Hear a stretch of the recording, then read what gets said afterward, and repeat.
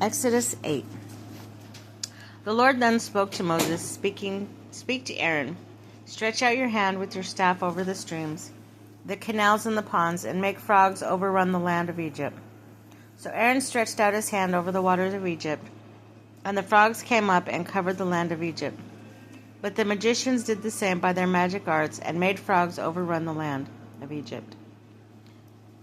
Then Pharaoh summoned Moses and Aaron and said, Pray to the Lord to remove the frogs from me and my people, and I will let the people go sacrifice to the Lord. Moses answered Pharaoh, Please designate for me the time when I am to pray for you and your servants and your people, to get rid of the frogs from you and your houses.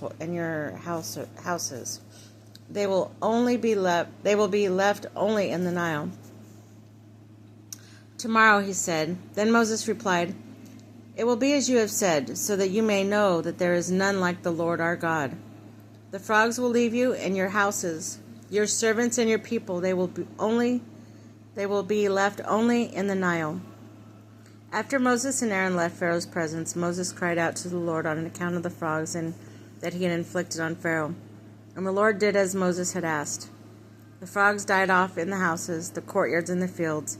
Heaps of them were piled up, and the land stank. But when Pharaoh saw that there was respite, he became obstinate and would not listen to them, just as the Lord had said.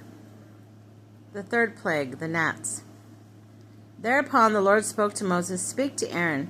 Stretch out your staff and strike the dust of the earth, and it will turn to gnats throughout the land of Egypt. They did so. Aaron stretched out his hand with his staff and struck the dust of the earth, and gnats came upon human being and beast alike. All the dust in the earth turned into gnats throughout the land of Egypt. Though the magicians did the same thing, they produced gnats by their magic arts. They could not do so. The gnats were on human beings and beasts alike. And the magicians said to Pharaoh, This is the finger of God. Yet Pharaoh hardened his heart and would not listen to them, just as the Lord had said. Fourth plague, the flies. Then the Lord spoke to Moses, Early tomorrow morning present yourself to the Pharaoh when he sets out towards the water, and say to him, Thus says the Lord, Let my people go to serve me. For if you do not let my people go, I will send swarms of flies upon you, and your servants of your people and your houses. The houses of the Egyptians and the very ground on which they stand will be filled with swarms of flies. But on this day I will make an exception for the land of Goshen, where my people are. And no swarm of flies will be there, so that you may know that the Lord am in the midst of the land. I will make a distinction between my people and your people. This sign will take place tomorrow. This the Lord did. Thick swarms of flies entered the house of Pharaoh and the houses of his servants. Throughout Egypt, the land was devastated on account of the swarms of flies. Then Pharaoh summoned Moses and Aaron and said, Go sacrifice to your God within the land.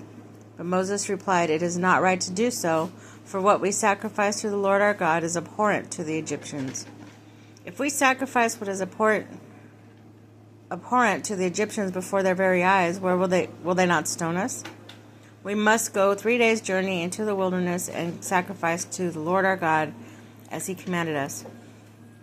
And Pharaoh said, I will let you go sacrifice to the Lord your God in the wilderness, provided you do not go too far away.